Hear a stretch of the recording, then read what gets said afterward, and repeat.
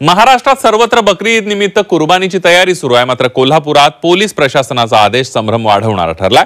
विशाळगडावर कोणताही सण किंवा उत्सव साजरा होणार नाही असा आदेश कोल्हापूरचे नवे जिल्हा पोलीस प्रमुख योगेश कुमार गुप्तांनी काढलाय।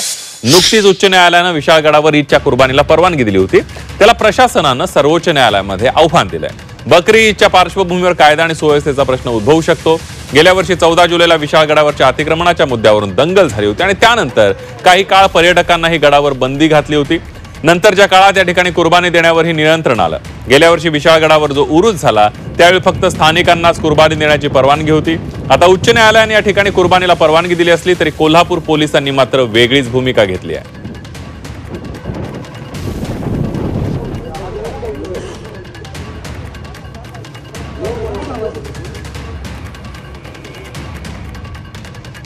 आम्ही फक्त माननीय कोर्टाचे आदेश पूर्तता ते काम करणार।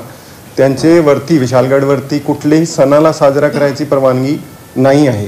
तर माननीय कोर्टाचे आदेशचे अधीन राहून जे पूर्ण कंडिशन्स टाकलेली आहे की कसं कसं ते होईल ते पूर्ण काटोकट प्रमाणे ते माननीय कोर्टाच्या आदेशाच्या त्यांच्यामध्ये दिलेले कंडिशन्सचं पालन करूनच ते तिकडे आम्ही बंदोबस्त लावणार आहे।